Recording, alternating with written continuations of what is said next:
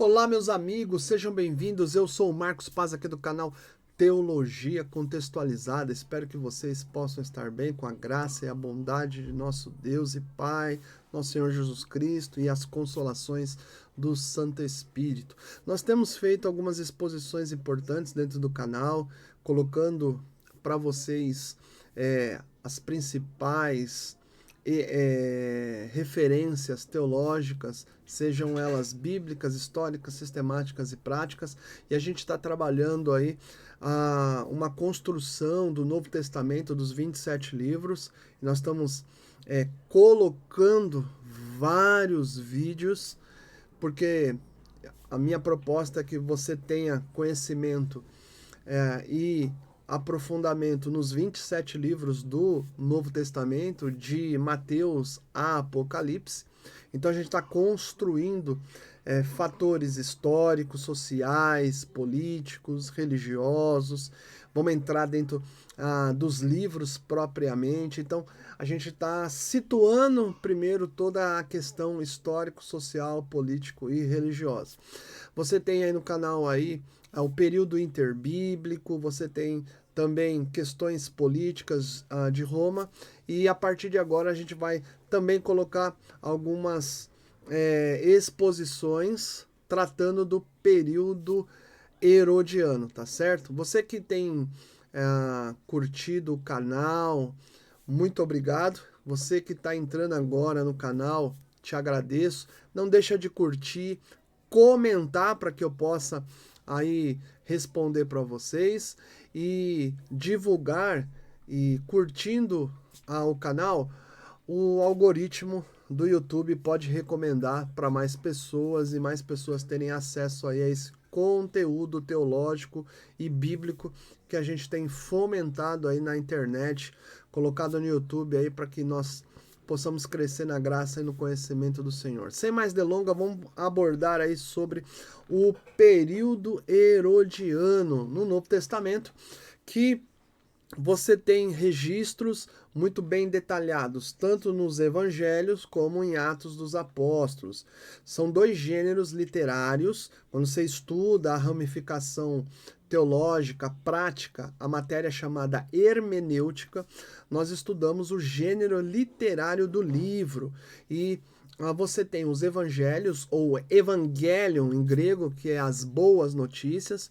Então, o gênero literário, Mateus, Marcos, Lucas e João. Você vai ter nos sinóticos as situações desse período herodiano, como no livro de Atos dos Apóstolos, a dinastia herodiana também atravessando aí o período dos Atos dos Apóstolos ou Atos do Espírito. Nós podemos tratar esse livro como gênero literário histórico, ou seja, onde é a vinda do Espírito Santo, a ascensão de Jesus Cristo aos céus e a expansão do Evangelho através dos discípulos de nosso Senhor Jesus Cristo, sendo testemunha de Cristo para os povos. E aí você tem uma série de narrativas, de eventos espetaculares. Diante desse quadro, nós vamos abordar aí a questão política, o ambiente social daquela época, o pano de fundo histórico aí na Palestina Antiga, período herodiano, tá certo? Diante desse contexto, você tem Herodes o Grande. Ele vem de uma origem edomita, nasce por volta do ano 74, falece no ano 4 a.C. Seu pai é Antípatro, que é edomita, e Ciprus, uma princesa árabe. Para vocês terem uma ideia, essa relação de Herodes com a Palestina Antiga, ela está muito ligada. Por quê? Porque você tem o nascimento de Esaú e Jacó. Você tem duas nações aí extremamente fortes. Os edomitas, eles são descendentes direto de Esaú, e Jacó, né, Israel. Então, se você quer saber um pouco mais sobre tanto Esaú como Jacó, você vai lá para o Antigo Testamento, principalmente no livro de Gênesis, e aí você vai perceber alguns contextos muito importantes. Então, ele se torna rei da Judéia, Herodes o Grande, por volta do ano 37 até o ano 4 AC, por questões políticas romanas, e aí ele vai ter apoio do primeiro triunvirato e depois do segundo triunvirato. Você tem aí um vídeo específico que a gente aborda sobre o primeiro triunvirato e o segundo triunvirato aí, que é do período aí romano, quando eles estão no poder, além de vídeos que a gente fala sobre o período interbíblico. A gente está calçando aí o Novo Testamento aí com elementos históricos, sociais, políticos e religiosos, para que você possa entender toda a movimentação, seja dos evangelhos até o livro de Apocalipse, que é importante que você tenha ciência de como está esse quadro, e aí a gente vai aprofundar mais lá na frente. Beleza?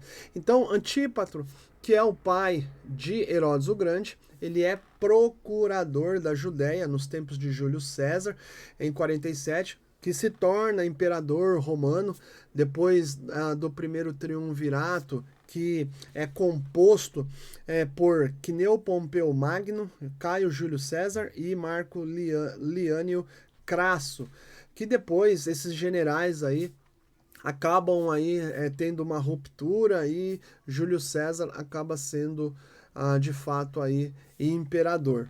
E depois aí tem alguns desdobramentos aí dentro desse período. Você tem Herodes sendo nomeado posteriormente como prefeito militar na Galileia. Na Galileia vai acontecer algumas coisas, há uma marginalização, desemprego, muita pobreza, e Herodes ele tem fama estrategista de questões militares, e aí se torna prefeito.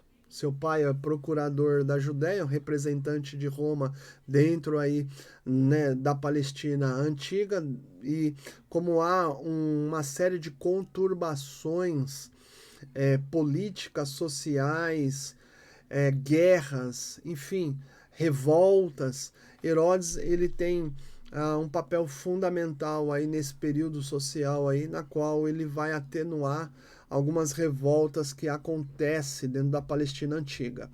Por volta do ano 37, ele é nomeado por Marco Antônio e pelo Senado romano como realeza da Judéia.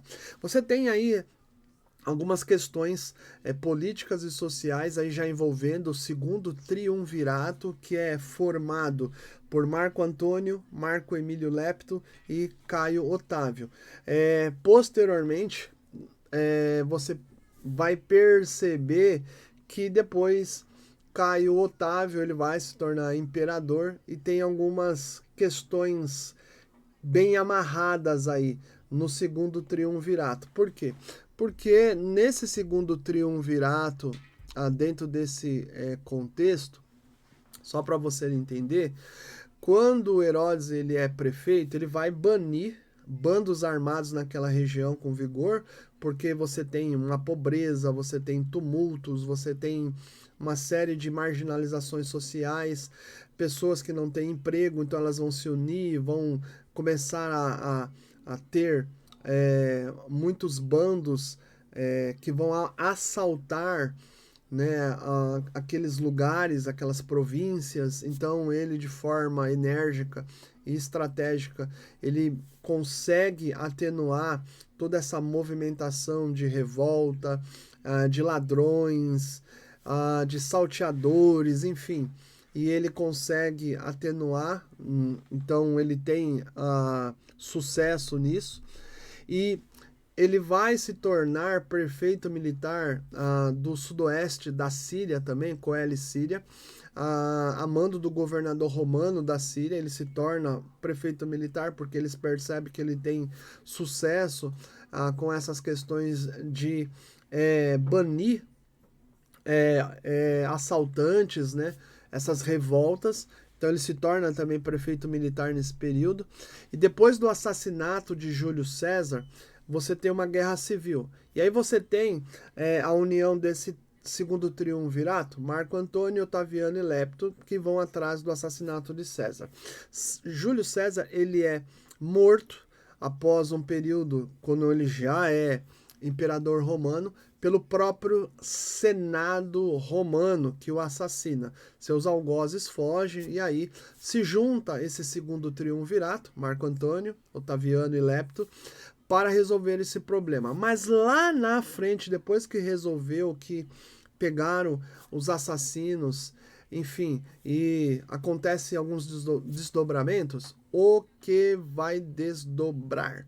Vai desdobrar o seguinte, que vai ter uma ruptura entre esse segundo triunvirato e cada um vai ter alguns posicionamentos. Os três são generais romanos, e nesse período aí que há uma ruptura, Marco Antônio favorece Herodes o Grande, tá?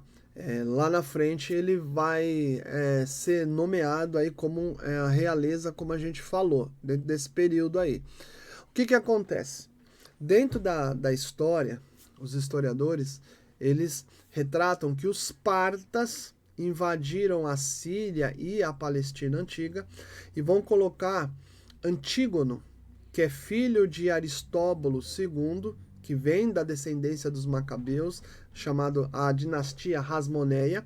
Ele assume o trono da Judéia por volta do ano 40-37, fica pouco período ali. Nesse pouco período ali, o que acontece? Herodes o Grande sai ali da Palestina, vai passar uma temporada ali em Roma, e lá em Roma, como ele tem conhecimento e anda com Marco Antônio e também com Caio Otávio, ele é nomeado rei da Judéia para atenuar o quê? Colocar a Síria, a Palestina, ou seja, em ordem. E aí, a mando dos romanos, então ele vai ser um representante legal de Roma ali. E aí Roma dá esse título para ele, porque os romanos são os que estão no poder, e vai ter um desdobramento aí dentro ali da Palestina. O que vai acontecer? Nesse período específico, Herodes vai lutar contra os pardos, ele vai vencer através aí do apoio romano com o exército. Antígono, ele é vencido, destronado do poder. A Palestina, ela tem libertação, e aí ele vai agora passar a governar fortemente a Palestina. Aí Herodes aí começa a ter outro desenvolvimento pujante politicamente dentro da sociedade da Palestina. Ele vai ter apoio do povo, porque ele vai fazer algumas contribuições significativas lá para a Palestina Antiga. Daqui a pouco a gente vai falar sobre isso. E dentro da árvore genealógica de Herodes o Grande, ele é casado com 5 esposas. Doris, Mariane Hasmoniana, que é neta de Hircano da família Macabeia, Mariane Betusiana, Maltácia Samaritana e Cleópatra de Jerusalém.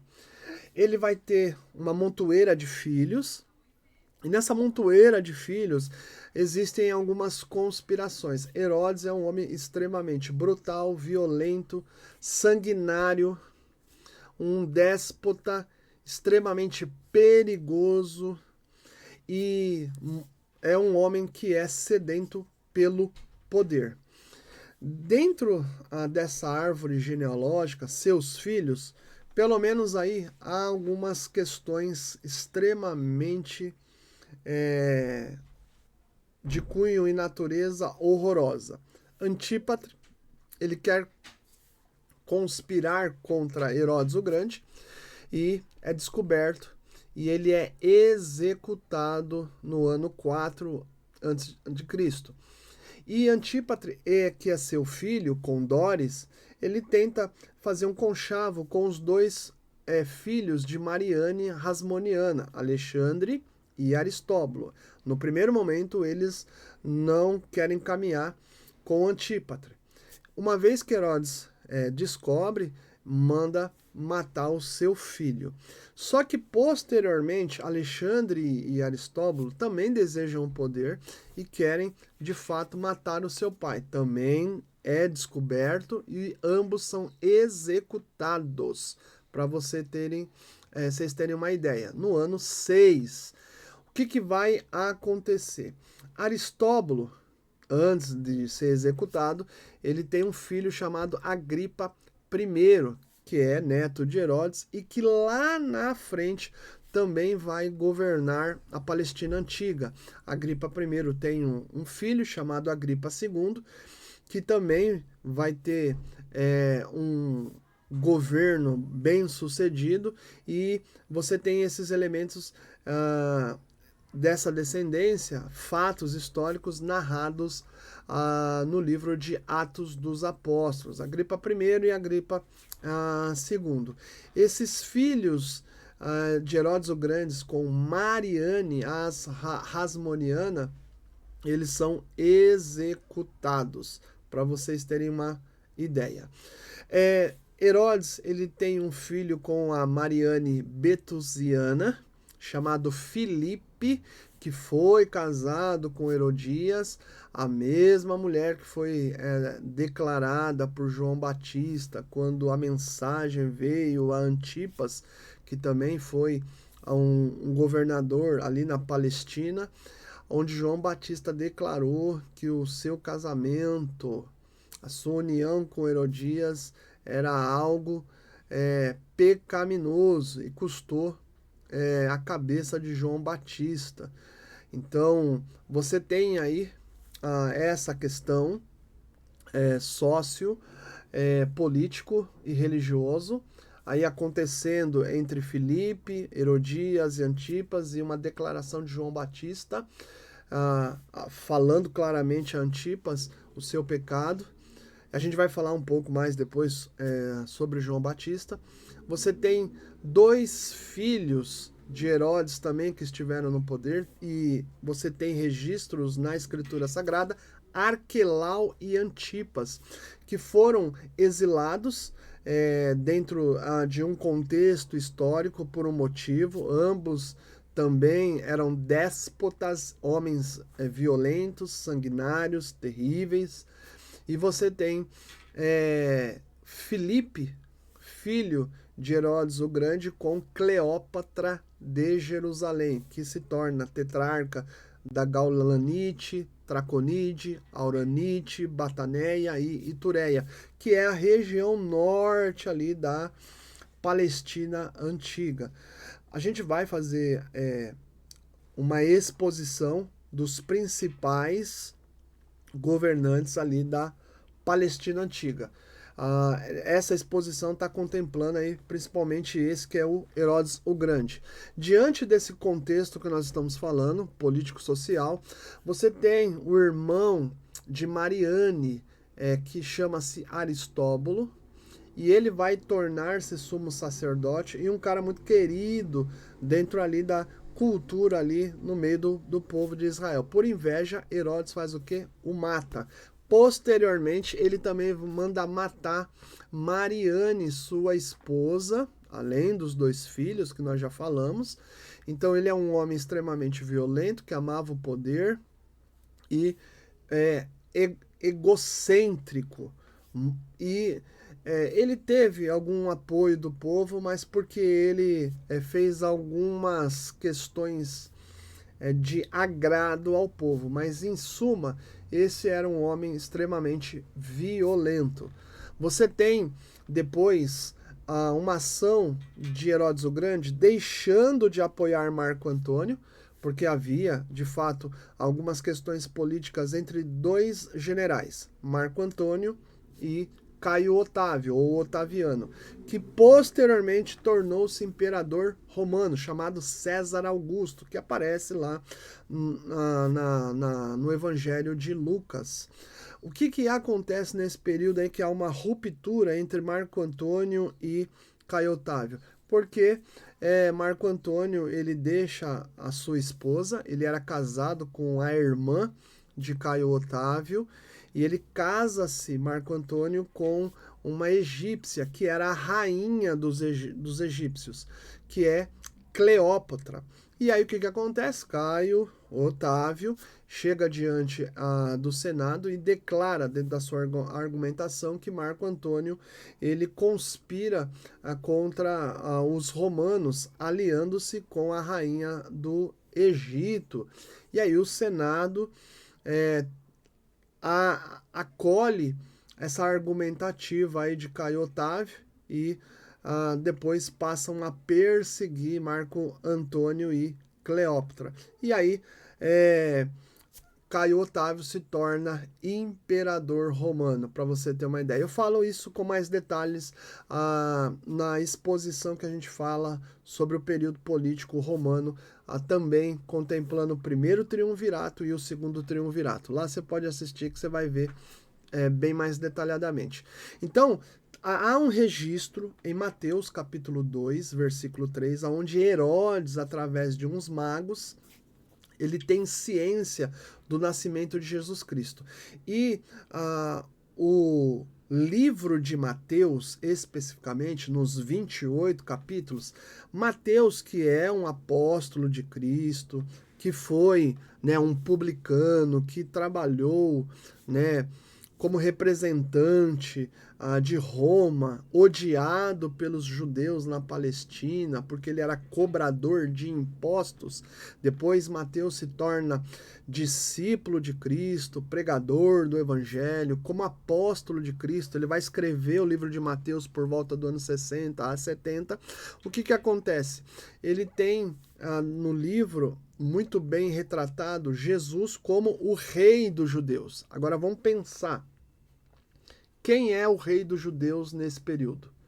Herodes o Grande, politicamente. E aí Mateus, ele vai deixar esse registro específico, por quê?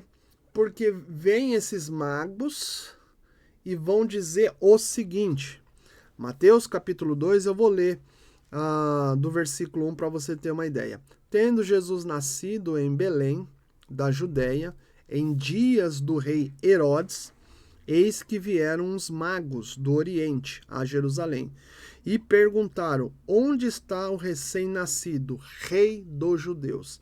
Isso foi uma bomba na cabeça de Herodes. O homem é sedento por poder, todos aqueles que conspiram contra ele, ele executa, ele não tem pudor, acaba executando entes da sua própria casa, seus filhos, quem dera, quem não é filho. Isso cai como uma bomba no colo dele, e o texto fala, porque vimos a sua estrela no Oriente e vimos para adorá-lo. Tendo ouvido isso, alarmou-se o rei Herodes e com ele toda Jerusalém. Então, essa notícia dada pelos magos do nascimento de Jesus Cristo, você tem pela boca dos magos uma declaração dentro dessa narrativa, Mateus dizendo que estava nascendo o rei dos judeus. A narrativa, ela apresenta essa fala pela boca dos magos que vieram do Oriente a Jerusalém para adorar a Jesus. O texto fala isso no versículo 2. Viemos para adorá-lo. Proskinel. Proskinel é uma palavra grega que significa reverenciar, adorar, beijar, elogiar, enfim, curvar-se diante daquele que é o rei dos judeus. Eles têm ciência por causa da própria escritura do Antigo Testamento. Em Miqueias, capítulo 5, versículo 2, o próprio texto sagrado, a partir de Mateus capítulo 2, versículo 5, fala assim, ó: em Belém da Judéia responderam eles, porque assim está escrito por intermédio do profeta. E tu, Belém, terra de Judá, não és de modo algum a menor entre as principais de Judá, porque de ti sairá o guia que há de apacentar a meu povo Israel. E com isso, Herodes, Jerusalém e os principais escribas ali ficaram alarmados. Olha só, que interessante esse registro que fundamenta isso. Vamos explorar um pouquinho mais. A gente sabe que Herodes é um homem violento, sanguinário, sedento por poder e extremamente violento. Quando ele fica sabendo disso, antes de eu entrar em Mateus capítulo 2, a partir do versículo 16, olha que interessante. Herodes vai falar para esses magos. Com isto, Herodes, tendo chamado secretamente os magos, inquiriu deles com precisão quanto ao tempo em que a estrela aparecera. Certamente os magos, dentro da conversa, do diálogo, falou algumas coisas com ele. E aí o versículo 8 fala: E enviando-os a Belém, disse-lhes: Ide, informar-vos cuidadosamente a respeito do menino. E quando o tiverdes encontrado, avisai-me, para eu também ir adorá-lo. Mentira! Um homem extremamente brutal, violento, sanguinário, não respeitou nem a sua própria casa, sua esposa, seus filhos, enfim, que tem um histórico extremamente megalomaníaco por poder. Na verdade, se aqueles magos tivessem voltado a Herodes, queridos, a coisa ia ficar extremamente complicada, até porque Deus não permitiu aqueles magos voltarem lá. Os magos foram avisados por uma advertência divina. Mateus capítulo 2, versículo 12. Sendo por divina advertência prevenidos em sonho para não voltarem à presença de Herodes, regressaram por outro caminho à sua terra.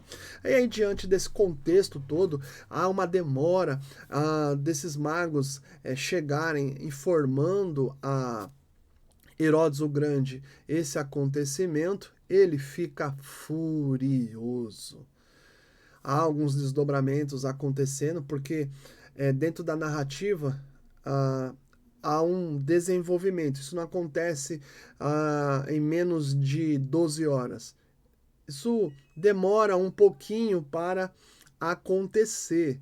E é interessante que quando isso está se desenvolvendo, para você ter uma ideia, olha que interessante que vai acontecer. Mateus capítulo 2, a partir do versículo 16 e 18, o texto diz assim: Vendo-se iludido pelos magos, enfureceu-se Herodes grandemente e mandou matar todos os meninos de Belém e de todos os seus arredores, de 2 anos para baixo, conforme o tempo do qual com precisão se informara dos magos. Então se cumpriu o que fora dito por intermédio do profeta Jeremias. Ouviu-se um clamor em Ramá, pranto, choro e grande lamento. Era Raquel chorando por seus filhos, inconsolável, porque não mais existem.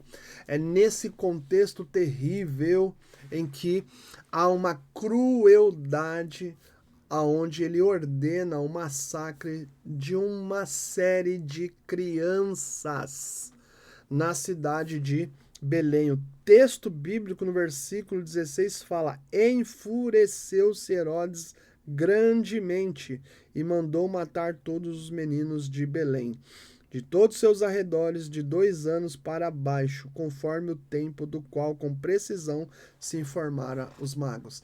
Então, Deus deu uma advertência em sonho para aqueles magos não chegarem até lá. Eles não foram, não retrataram nada para Herodes, mas Herodes já tinha outros planos. E o que acontece?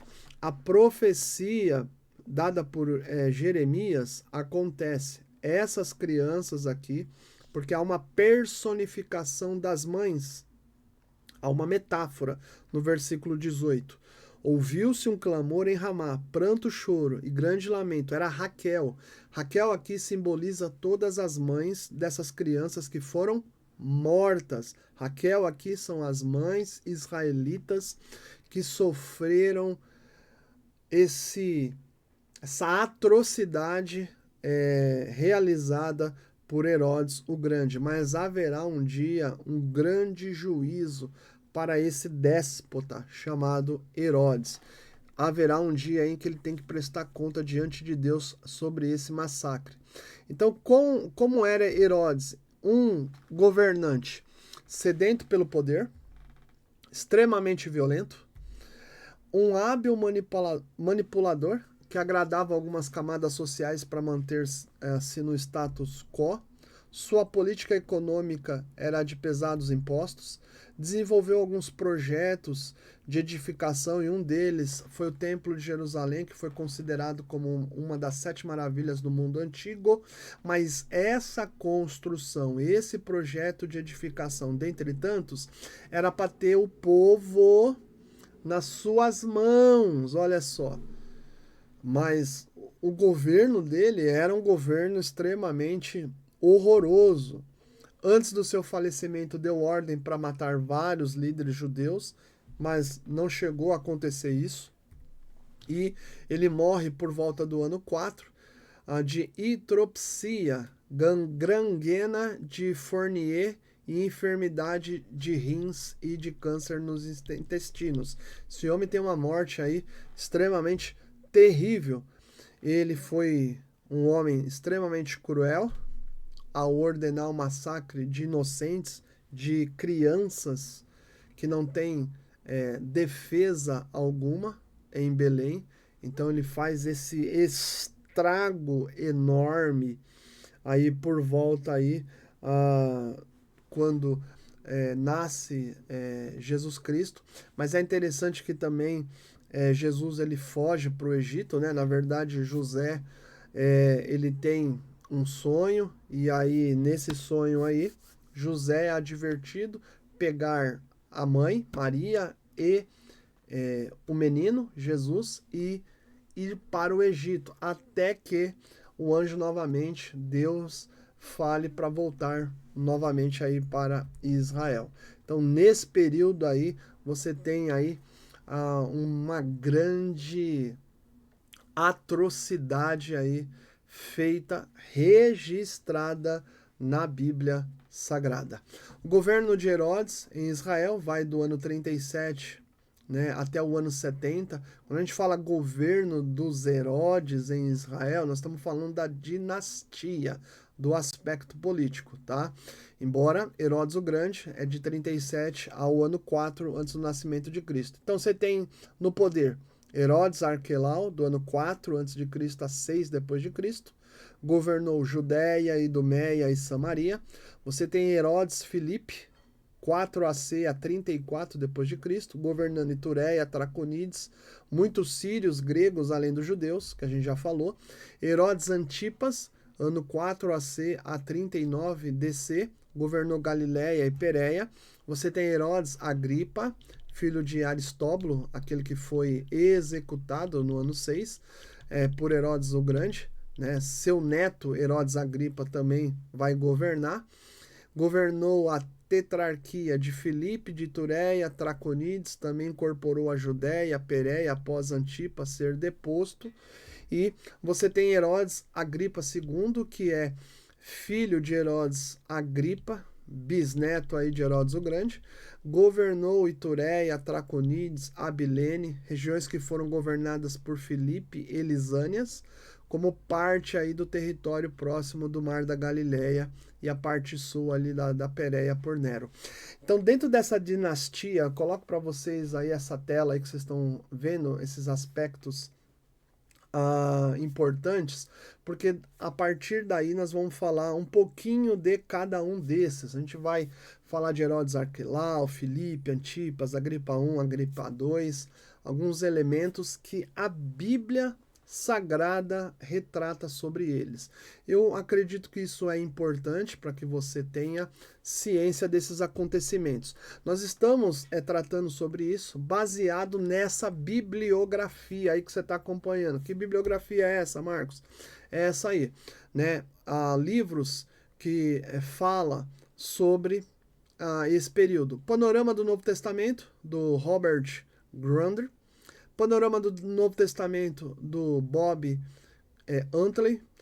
O Novo Testamento, sua origem e análise, do Mary C. Tenney.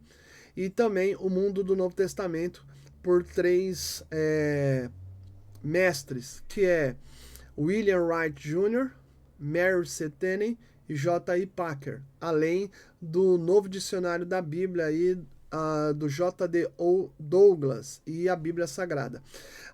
Você tem aí fundamentalmente aí esses mecanismos bibliográficos, né, essas bibliografias aí que ajudam-nos a compor.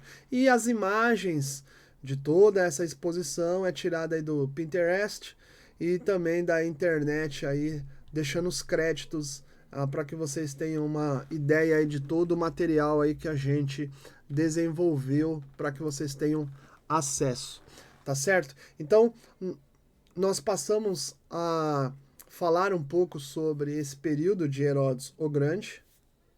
Finalizamos essa exposição. Espero que possa ter contribuído para o seu conhecimento. Obviamente, a gente está trabalhando aí aspectos que são muito mais abrangentes, né? Você quer mergulhar, aprofundar mais sobre Herodes o Grande, aí aconselho você